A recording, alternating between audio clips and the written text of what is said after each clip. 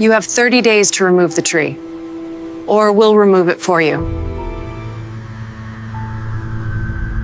You'll have to go through me first.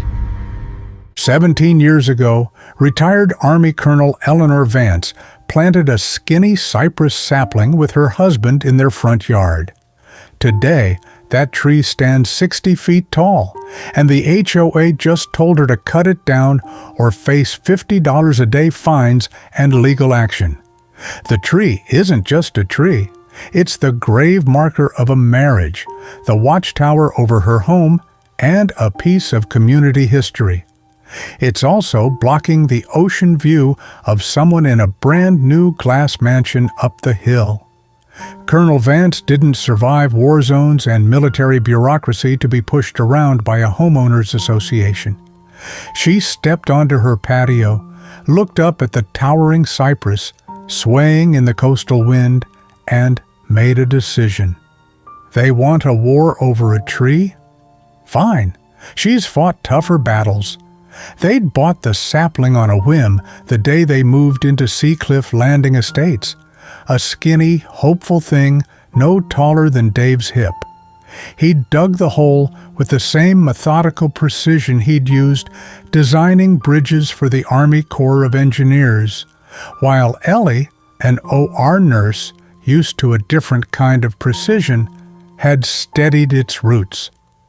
"He'll watch over the house when we're gone, Elle," Dave had said, wiping a smudge of dirt from her cheek.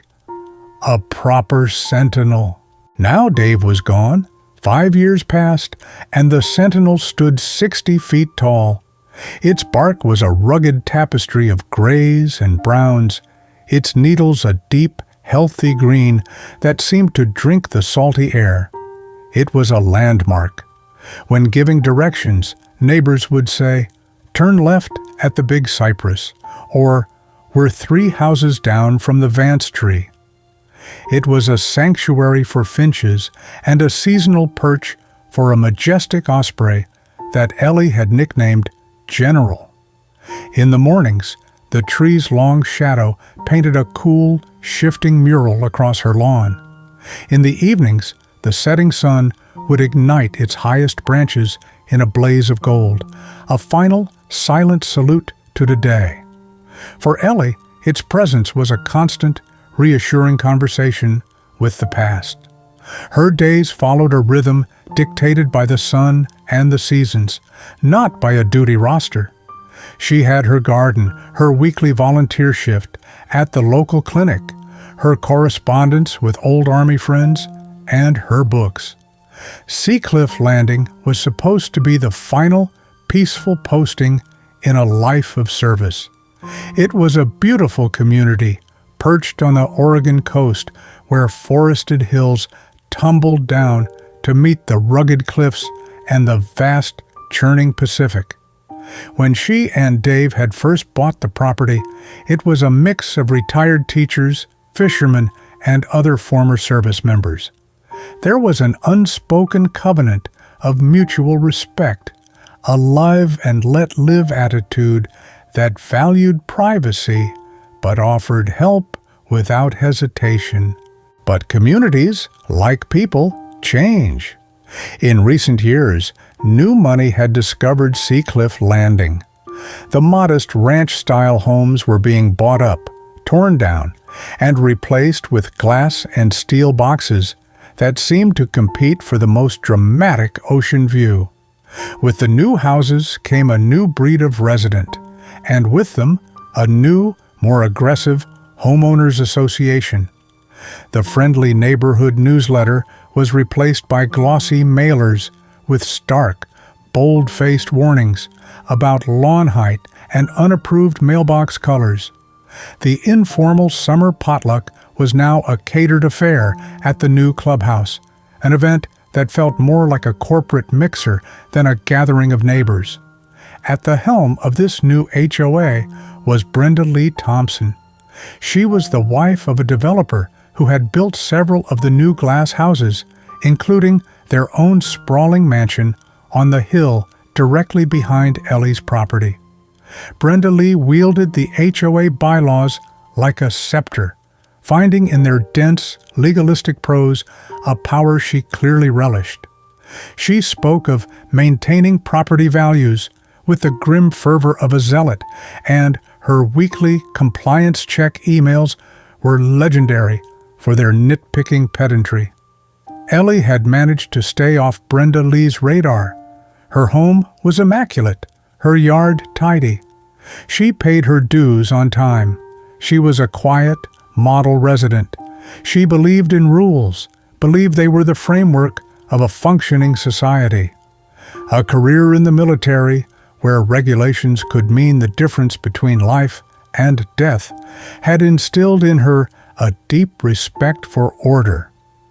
The letter arrived on a Tuesday. It wasn't the usual glossy mailer.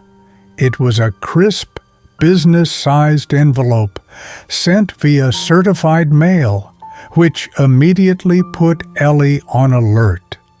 Certified mail was for things that couldn't be ignored.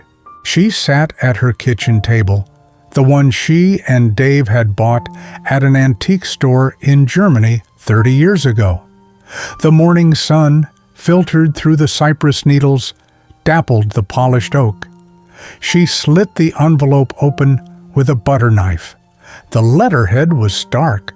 Seacliff Landing Estates Homeowners Association. The words were cold and impersonal. Dear Ms. Vance, this letter serves as a formal notice of non-compliance pursuant to the covenants, conditions, and restrictions, CC&Rs, of Seacliff Landing Estates. A recent review by the Architectural Standards Committee has identified a significant violation on your property, Lot 34. Specifically, you are in violation of Article 7, Section 3, View Preservation. The mature Monterey cypress tree located on your property has been found to cause a material obstruction of the ocean view from an adjacent property.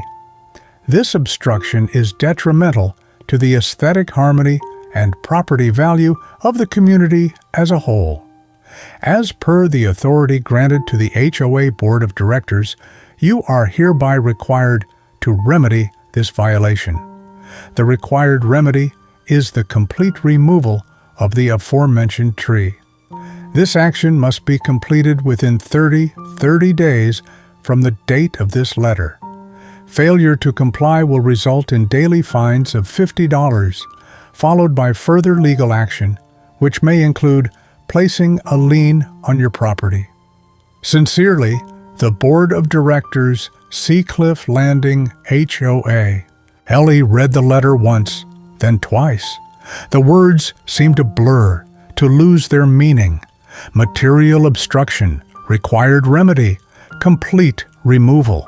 It felt like a clerical error, a bizarre bureaucratic nightmare that a simple phone call could resolve. Her tree? Her sentinel? An obstruction? She stood up and walked to the sliding glass door that opened onto her patio. There it stood, magnificent and serene, its branches gently swaying in the coastal breeze. For 17 years, it had been a source of beauty, a symbol of her life with Dave, a quiet cornerstone of the neighborhood. Now, in the cold, black and white language of an HOA bylaw, it had been reduced to a violation. The architecture of her piece, so carefully constructed, suddenly felt fragile. A tremor had run through its foundation. The letter wasn't just about a tree, it was an invasion. It was a declaration that her history, her memories, and her sanctuary were subordinate to someone else's line of sight. A cold resolve began to settle in her chest, displacing the initial shock. Colonel Vance had faced down surgeons throwing tantrums, generals demanding the impossible, and the chaotic aftermath of battle. She had learned long ago that panic was a useless indulgence. You didn't get angry. You got organized. You gathered intelligence. You prepared. This Brenda Lee Thompson and her anonymous board had picked a fight with the wrong soldier. They had just declared war on a memory, and for Ellie, that was sacred ground. In the military, there's a principle. Time spent on reconnaissance is seldom wasted. Before engaging any objective, you must understand the terrain. For Ellie, the next HOA monthly meeting was the terrain, and Brenda Lee Thompson was the objective. She wouldn't go in guns blazing. She would go in to observe, to listen, to probe for weaknesses. She spent the week preparing, not with anger, but with the methodical calm that had defined her career. She reread the CC&Rs, a document she'd filed away and barely glanced at since closing on the house. She found Article 7, Section 3. It was there, just as the letter stated. The language was vague and sweeping, granting the board immense discretionary power. She also read the sections on resident appeals, which seemed designed to be as confusing as possible. The night of the meeting, Ellie put on a simple navy blue blazer and gray trousers. It was her version of a uniform, professional and unassuming. She arrived at the community clubhouse 5 minutes early. The room was sterile and overlit, with rows of metal folding chairs facing a long table at the front. About 20 residents were scattered throughout the chairs, most of them looking bored. At the head table sat Brenda Lee Thompson, flanked by 2 other board members, a nervous-looking man named Gary, who ran a local insurance agency, and a woman who glared at everyone over her reading glasses as if they were personally responsible for her bad mood. Brenda Lee, dressed in a sharp, cream-colored pantsuit, radiated an aura of absolute authority. She called the meeting to order with a sharp rap of a gavel that seemed unnecessarily loud in the quiet room. They droned through the treasurer's report and a lengthy discussion about approving a new, shockingly expensive brand of mulch for the community flower beds. Ellie waited patiently. When Brenda Lee announced the new business portion of the agenda, Ellie stood up. "Brenda Lee," she began, her voice even and calm. "Eleanor Vance, Lot 34. I'm here about a letter I received regarding my cypress tree." A flicker of something, triumph, annoyance, crossed Brenda Lee's face. "Ah, yes, Ms. Vance. The board is aware of the situation. It's a clear violation of Article 7. "I'd like to understand the context of this violation," Ellie said, keeping her tone conversational. "My husband and I planted that tree 17 years ago. It's been a part of this community for a long time. Who, exactly, filed the complaint?" Brenda Lee's smile was thin and tight. "The identity of the complainant is confidential to prevent any unpleasantness between neighbors. The Architectural Standards Committee, acting on the complaint, confirmed the view obstruction. The process was followed to the letter." "The view of the new home on the hill, I presume? The one your husband's company built?" Ellie's question was gentle, but its implication hung in the air. The temperature in the room seemed to drop a few degrees. Gary, the nervous board member, shuffled his papers. "The identity of the homeowner is irrelevant," Brenda Lee snapped, her composure cracking for a fraction of a second. "The rule applies to everyone equally. We have a duty to protect the premier ocean views that maintain the value of this entire community." "I understand the importance of rules," Ellie said, letting a beat of silence pass. "I served for 26 years in an organization that runs on them. But I also believe in their spirit, the spirit of a community shouldn't be about sacrificing a 17-year-old landmark for a brand new line of sight. I'd like to formally appeal the decision." Brenda Lee let out a small, condescending laugh. "You can certainly submit an appeal in writing, Ms. Vance. The same committee that made the initial finding will review it. But I wouldn't get your hopes up. The violation is, as I said, quite clear." She rapped the gavel again. "Next item." Ellie sat down, her mind processing the engagement. It had gone exactly as she'd expected. Reason was not a currency this administration traded in. They were insulated by procedure, protected by a rulebook they could interpret however they wished. The appeal process was a sham, a closed loop designed to reaffirm the board's power. As the meeting adjourned, a few of the older residents approached her quietly. "It's a darn shame, Ellie," said a retired fisherman named Sal. "That tree's been there forever. My grandkids love watching the osprey land on it." "Don't let her bully you," whispered another woman. "She made my sister-in-law rip out a whole rose garden she'd tended for a decade because it wasn't on the approved plantings list." The reconnaissance had been successful. She had confirmed the enemy's position and disposition: arrogant, inflexible, and overconfident. She had also discovered a potential pocket of allies, a silent, disgruntled majority. The next Monday, the official fine notifications began arriving in her mailbox. A crisp $50 invoice every single day. They were designed to create a sense of mounting pressure, a financial bleed to force a capitulation. But to Ellie, they were something else. They were a tactical error. They were evidence. Each one was another piece of paper she carefully filed away in a growing dossier. Her shock had now fully transformed into a cold, clear purpose. Her initial plan to reason with them had failed. It was time to move to phase 2. She wasn't just fighting for a tree anymore. She was fighting for Sal's grandkids, for the woman's rose garden, for the quiet, respectful community that Seacliff Landing used to be. That afternoon, she made a phone call. "Arthur, it's Ellie Vance. I was wondering if I could buy you a cup of tea. I have some legal documents I think a retired contract lawyer might find interesting." Her next stop was the county records office. The building was a maze of beige hallways and humming fluorescent lights.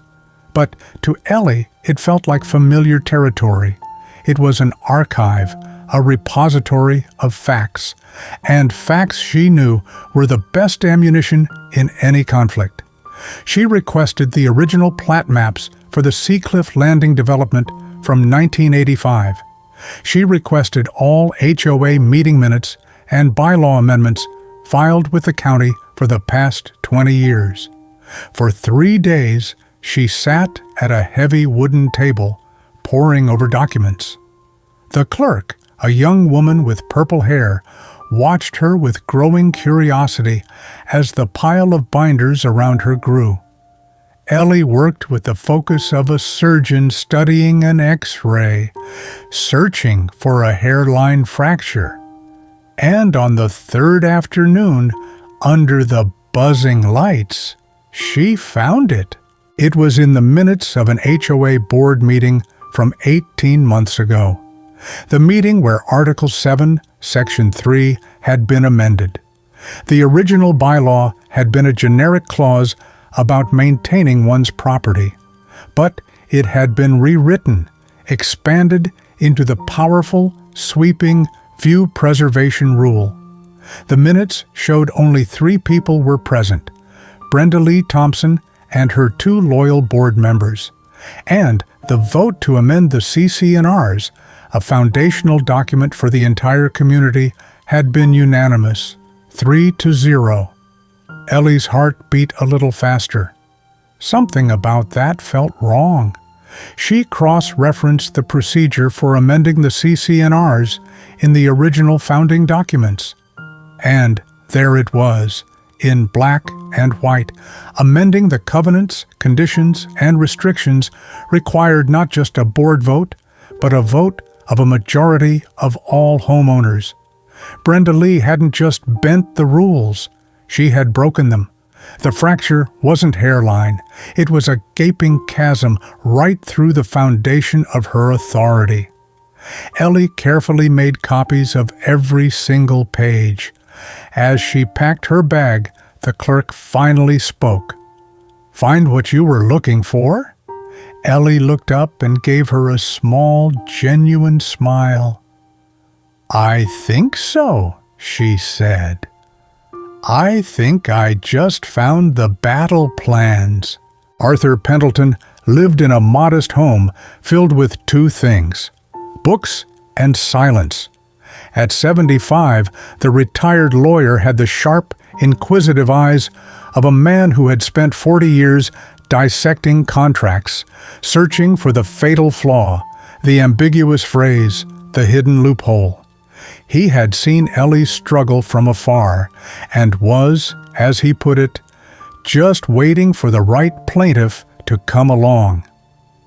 Ellie laid her findings out on his dining room table, which was already covered in neat stacks of legal pads and history tomes.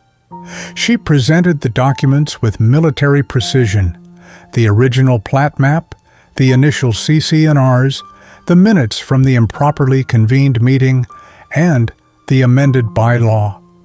Arthur listened intently, his fingertips steepled under his chin. He put on a pair of reading glasses and leaned in, his eyes scanning the documents. He read the original amendment procedure, then reread the minutes from Brenda Lee's meeting. A slow, satisfied smile spread across his face. "Well, I'll be," he said softly, looking up at Ellie. "This isn't just an overreach, Colonel. This is a coup d'etat in miniature. She didn't have the authority. The entire amendment is invalid." "That's what I thought," Ellie said, a wave of relief washing over her. "It was one thing to believe you were right. It was another to have it confirmed by an expert." "She's banking on the fact that nobody reads these things," Arthur continued, his voice warming with professional excitement. "People get a 200-page document when they buy a house. They stick it in a drawer and they forget about it. She's counting on apathy, but she wasn't counting on you." "So, what's our next move?" Ellie asked, feeling the first stirrings of a real offensive. "Our next move is to build our case and choose our battlefield," Arthur said, tapping the copy of the invalid bylaw. "The battlefield should not be a courtroom, not yet. That's expensive and slow. The ideal battlefield is the annual HOA meeting. It's on their home turf, which will make them overconfident. We don't just want to save your tree, Ellie. We want to restore the rule of law to Seacliff Landing." He explained the strategy. They would operate quietly, gathering support and evidence, preparing for a single, decisive confrontation. He would handle the legal angle, drafting a formal challenge to the board's authority. But they needed more than just a legal argument. They needed to sway public opinion. They needed to show that this wasn't just about one tree. It was about a pattern of abuse. "We need to turn this from Ellie's problem into our problem," Arthur said. "Talk to your neighbors, the ones who came up to you after the meeting. Get their stories. People are much braver in a crowd." Following Arthur's advice, Ellie began what she internally called Operation Neighborhood Watch. She started with Sal, the retired fisherman. She found him on his porch, mending a net with gnarled, skillful hands. She didn't start with her tree. She started by asking about his grandkids. His face lit up, and soon he was telling her about how they kept a list of all the bird species they'd spotted in her cypress. "Brenda Lee wants me to cut it down," Ellie said quietly after a few minutes. Sal stopped his work, his expression hardening. "That woman," he muttered. "She sent me a violation notice last spring. Said my fishing boat, parked on my own driveway, was an unapproved vehicle. Been parking it there for 20 years. Had to pay to store it a mile down the road." It was the same story everywhere she went. A retired teacher who was fined because her wind chimes were deemed a noise nuisance. A young family reprimanded because their children's plastic slide was visible from the street. Each person had a story of being bullied, fined, or intimidated into submission over some minor trivial issue. They had all felt isolated, powerless to fight back against the HOA's rigid dictates. Ellie didn't just listen. She took notes, asking for dates, and if they still had the violation notices. She was no longer just a plaintiff. She was becoming a chronicler of the community's silent frustrations.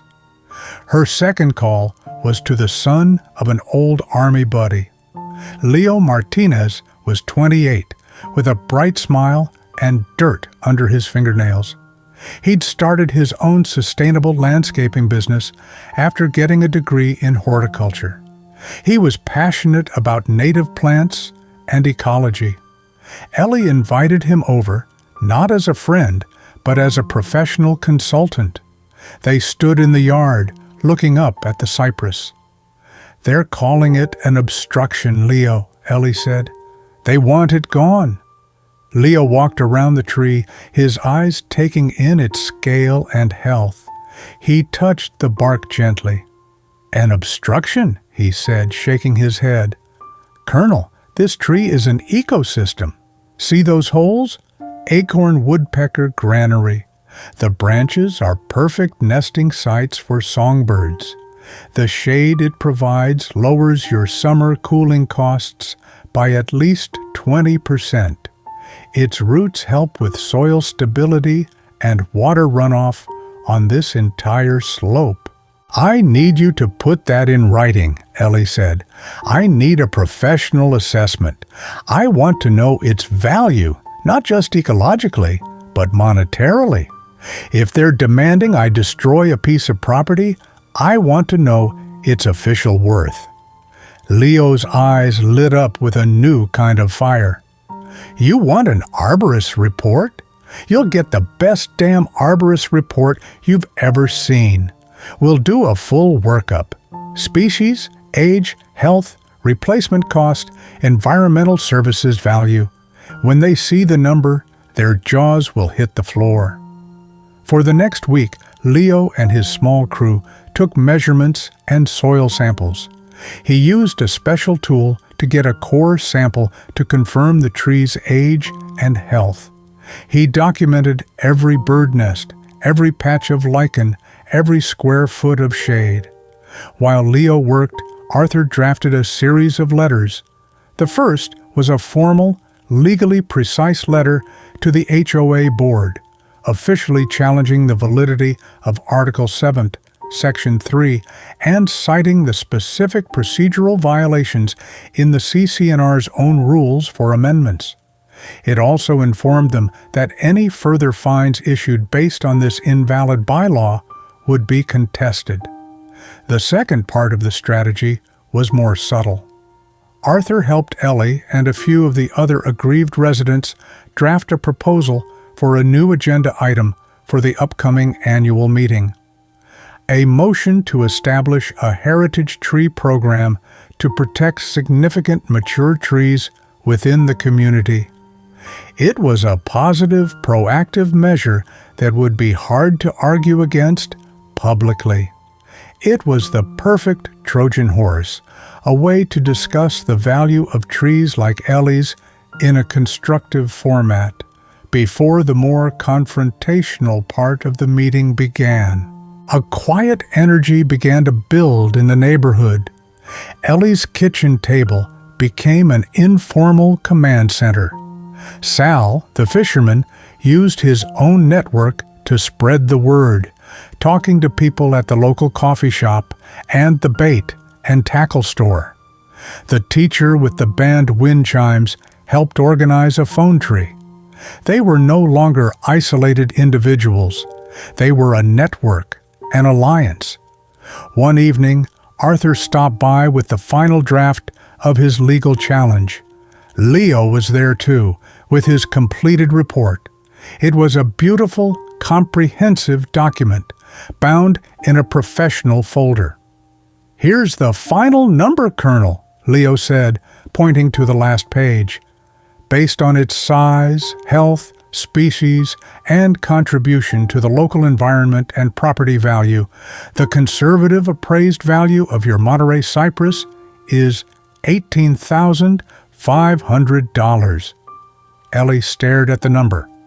$18,500. Brenda Lee Thompson wasn't asking her to trim a bush. She was demanding the destruction of an asset worth more than a new car. "Send it to them, Arthur," Ellie said, her voice steady, "and submit the heritage tree proposal. It's time to let them know we're serious." Arthur smiled. "Consider it done. They've been fighting a single, unarmed resident. They're about to find out they're facing a coordinated, well-armed, and well-advised citizens committee." The pieces were in place. The alliance was formed. The evidence was gathered.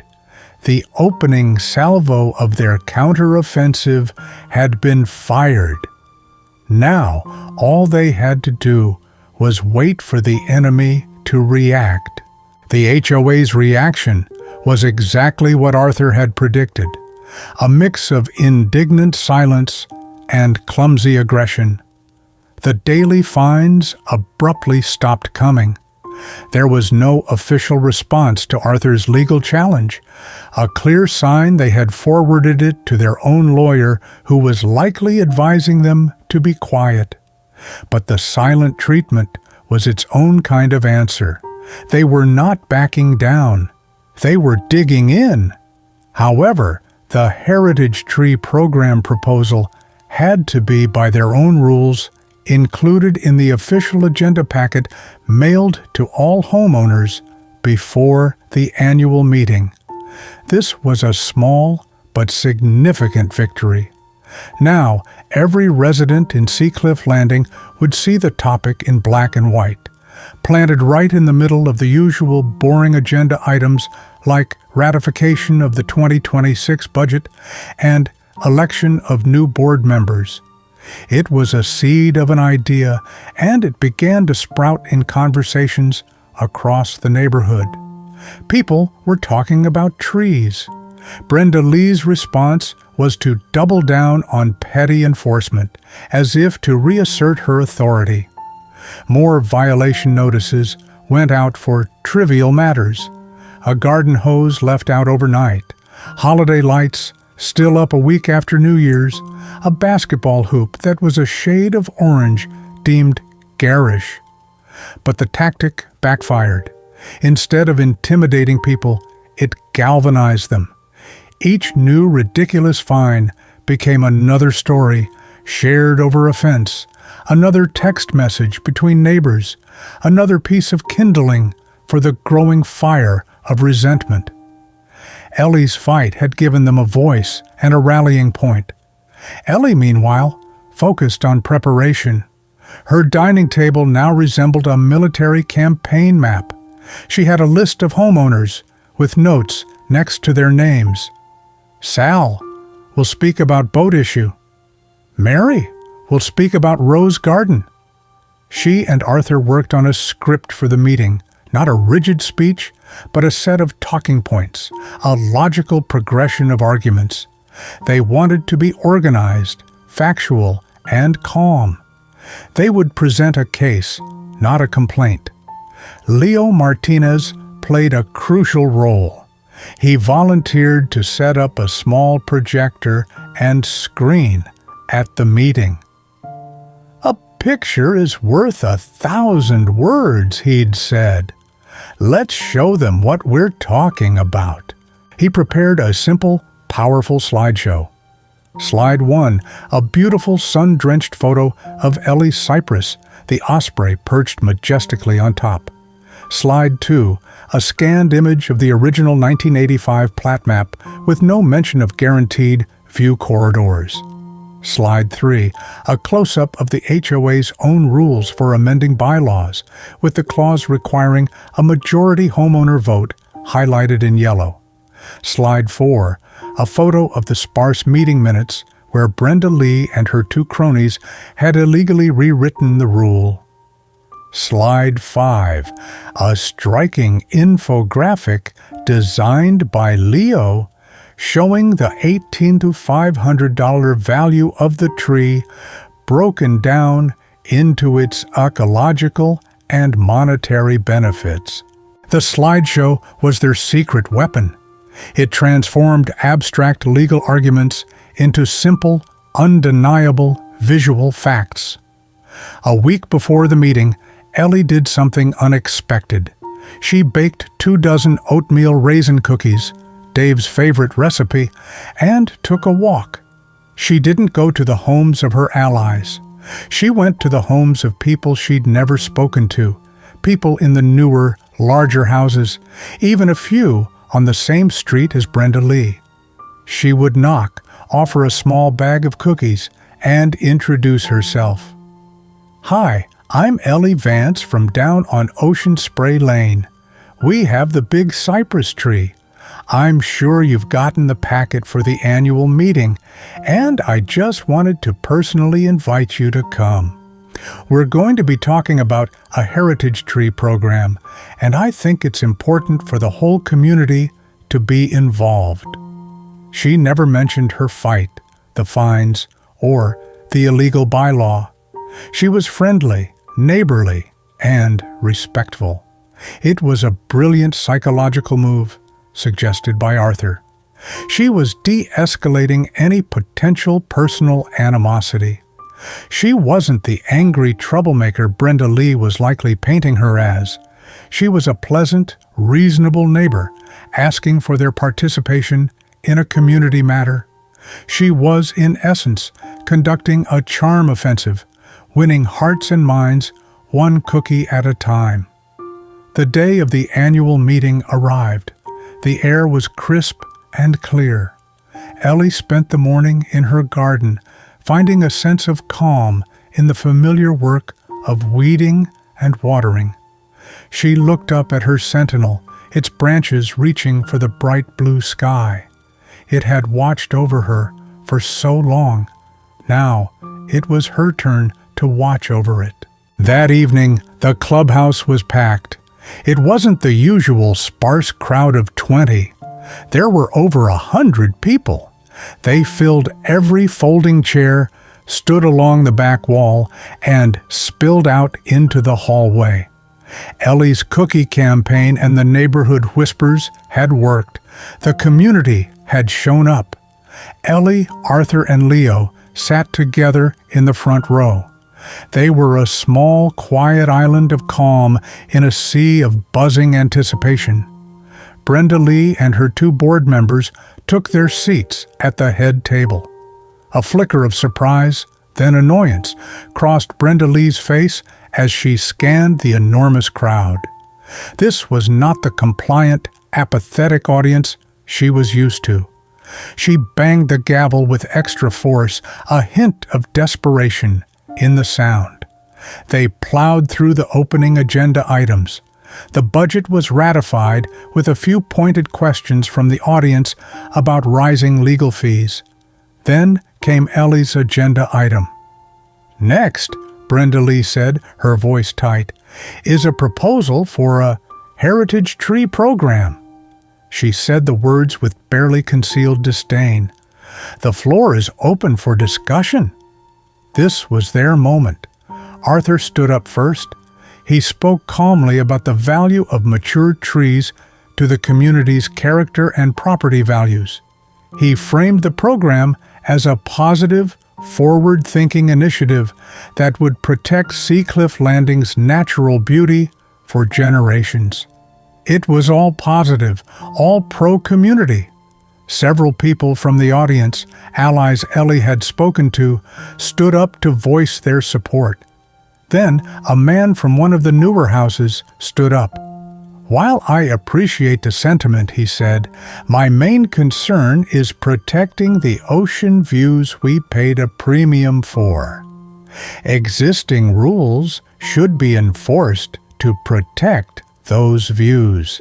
It was the opening they had been waiting for. Brenda Lee seized on it. "Thank you for that excellent point. This brings us to the next agenda item, a motion to enforce the remedy for the non-compliance of Lot 34. She looked directly at Ellie, a smug, triumphant smile on her face. She thought she had control of the narrative again. She was wrong. On that topic, Ellie's voice cut through the room, clear and steady. "I would like to address the community." Brenda Lee hesitated, but with 100 pairs of eyes on her, she couldn't refuse. "You have 3 minutes." Ellie walked to the front of the room, where Leo already had the projector humming. She looked out at the faces of her neighbors.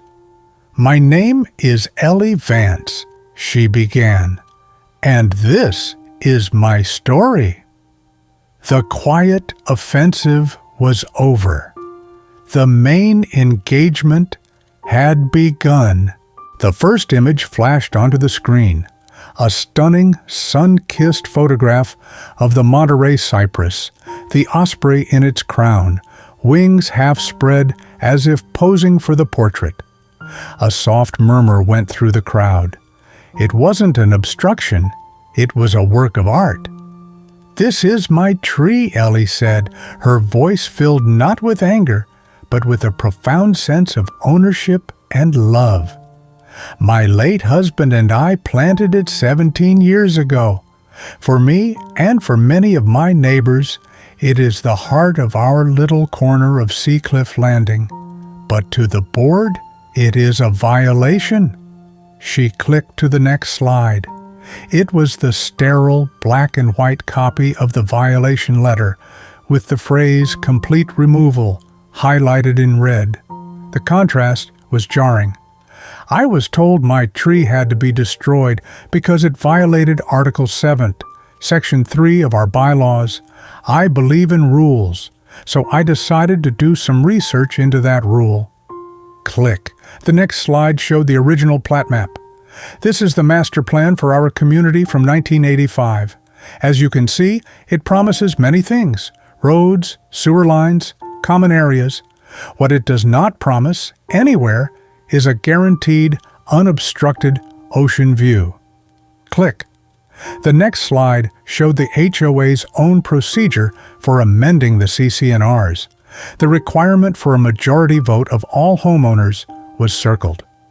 "Our founders were wise," Ellie said. "They knew that the core documents of our community shouldn't be changed on a whim. They required the consent of the people." She paused, letting the weight of that statement sink in. Then she advanced to the final, damning slide. It was the minutes from the meeting where the view preservation rule was born. The image showed the 3 attendees, Brenda Lee and her 2 board members.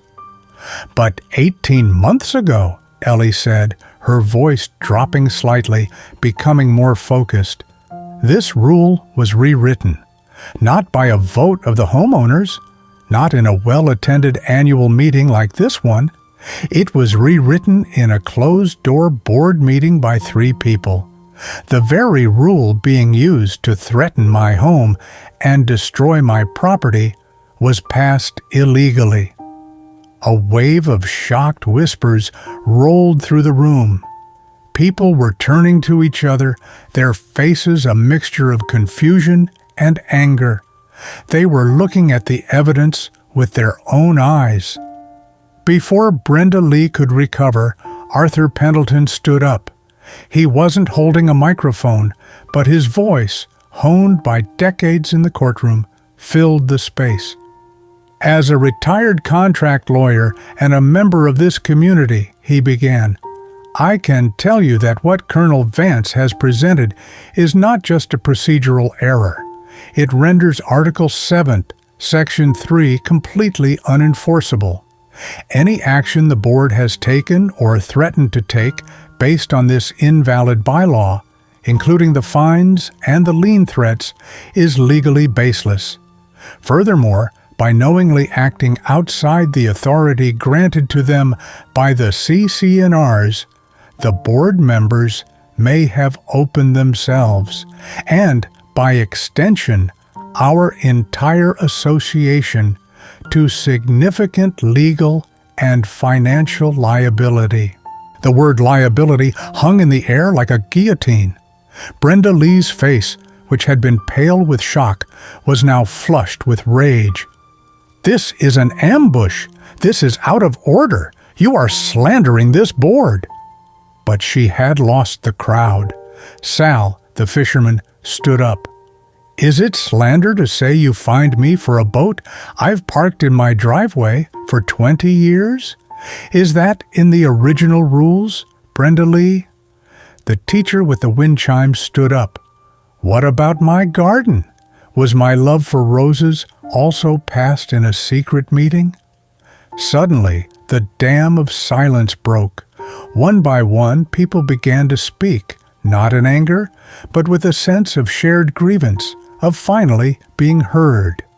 The room transformed from a tense meeting into a community tribunal. Brenda Lee banged her gavel, but the sound was lost in the rising tide of voices. Her authority, built on a foundation of flimsy paper and fear, was dissolving in real time. Finally, a homeowner in the back of the room, a man Ellie had never met, made a motion. I move for a vote of no confidence and the immediate removal of the current board of directors for acting outside the scope of their authority. Another voice yelled, Second! The motion was technically out of order for an annual meeting agenda, but no one cared. The spirit of the room had overwhelmed the letter of the law.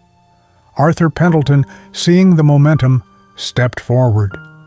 To keep this orderly, he announced, let's have a simple show of hands. All in favor of the motion to remove the board? A forest of hands went up. It was nearly unanimous. All opposed? Brenda Lee and her two board members raised their hands. 3 lonely islands in a sea of dissent. The reckoning was swift and decisive. Brenda Lee, speechless and trembling, gathered her portfolio and stormed out of the clubhouse, followed by her 2 disgraced board members. A spontaneous cheer erupted in the room. It was a sound of liberation. In the aftermath, Arthur Pendleton was elected interim president. His first official act was to call a vote to formally repeal the illegally passed Article 7, Section 3, and to expunge all fines and actions taken under it. It passed unanimously to a round of applause. His second act was to reintroduce the motion for the Heritage Tree Program. It too passed unanimously. Ellie's tree, the catalyst for the entire revolution, was designated as the first official heritage tree of Seacliff Landing. 2 weeks later, Seacliff Landing looked different. Brenda Lee's house, once lit like a showroom, sat dark and for sale. Rumor had it the legal fees and the shame were too much. Her husband had quietly removed his development signs from the neighborhood entrance. Colonel Eleanor Vance, on the other hand, had become something of a local legend. Under her guidance, the newly elected HOA board launched a full review of past fines and rulings, voiding dozens of petty violations and refunding over-collected fees. Neighbors who had once hidden behind drawn blinds were now swapping stories over fences and planning real community events, not catered galas, but potlucks, porch talks, and bonfires. One sunny afternoon, Ellie stood at the base of her Monterey cypress, a plaque newly installed at its trunk. The Sentinel, in honor of memory, service, and community. Sal's grandkids had tied ribbons in the branches. The teacher with the wind chimes brought lemonade. Even the young couple from the mansion on the hill came down, shy but sincere, offering to help rebuild the old community garden. Ellie took a sip of her drink, feeling the breeze shift through the boughs overhead. She was no longer just a retired colonel. She was the anchor of a community that had rediscovered its backbone. "You built a good stronghold, Dave," she whispered. And then, as the osprey landed once more atop the tree, wings outstretched, commanding the sky, she smiled. Some wars are worth fighting, especially when the home front is worth defending.